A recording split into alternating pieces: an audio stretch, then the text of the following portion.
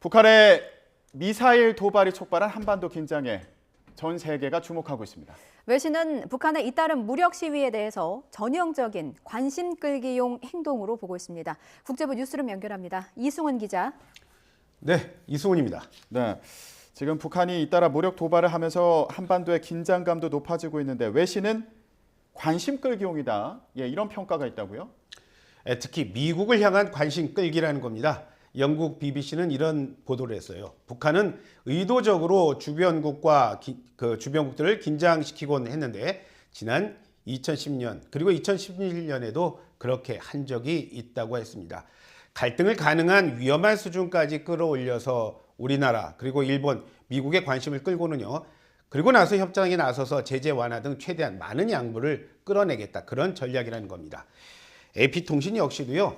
최근 며칠 북한의 행동은 전통적인 매뉴얼과 같다면서요. 더구나 미국은 지금 선거철 아닙니까? 여기에 우크라이나 전쟁 때문에 미국은 한반도보다는 국내 문제 그리고 다른 서방 국가에 더 신경을 써야 하는 상황이기 때문에 그런 만큼 북한의 도발 수위는 예전보다 더 높아질 거라고 봤습니다.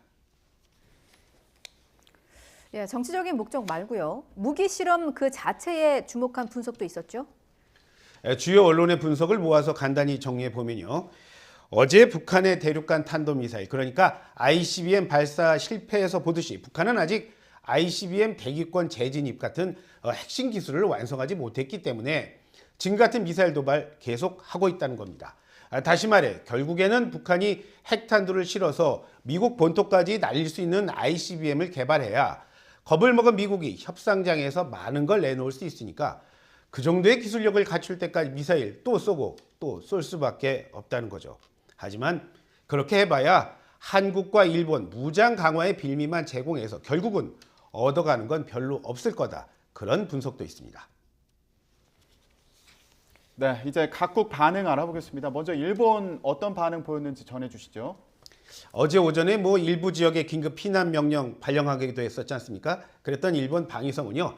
어제 오후에 북한이 동쪽으로 세 발의 탄도미사일을 또 발사했다면서요. 모두 최고 고도는 한 150km로 500km 정도를 날아서 일반의 배타적 경제수역 그 밖에 떨어졌다고 밝혔습니다.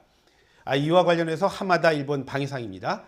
용납할 수 없는 북한의 도발에 냉정하고 침착하게 그렇게 행동해야 한다면서 선박 등의 피해 아직 확인되지는 않았다는 그런 말도 했습니다. 일본은 극초음 미사일 배치를 준비하고 있다고요? 니온 게이자이 신문 보도를 보면요. 일본 방위성이 오는 2030년까지 극초음 미사일을 배치하는 걸 검토하고 있다는 겁니다. 음속의 5배 이상 속도로 날아가는 화면에서 보시고 계시죠?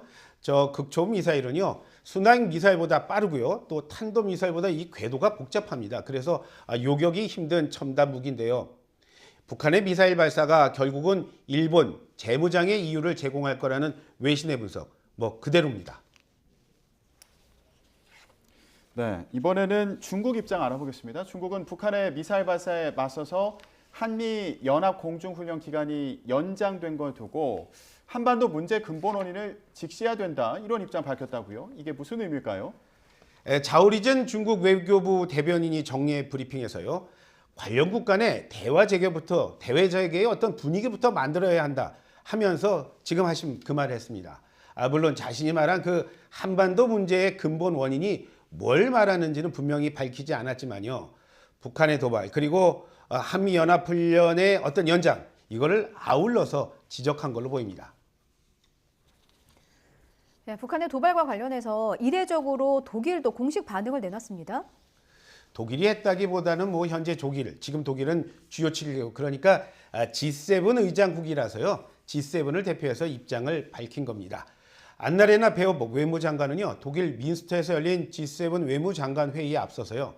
독일 정부는 G7 의장국으로서 북한의 국제법 위반을 최대한 강력하게 규탄한다. 그런 말을 했습니다.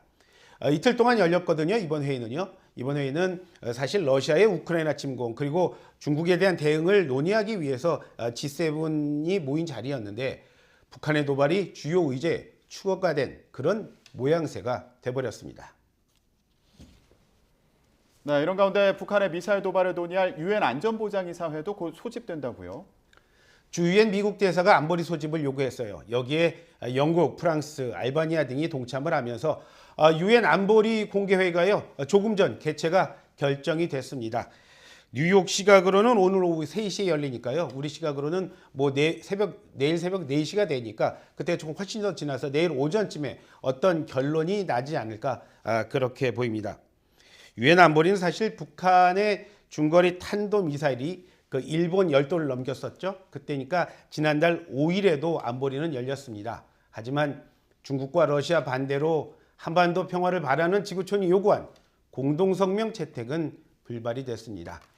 이어지는 소식 계속 전하겠습니다. 국제부 뉴스룸입니다.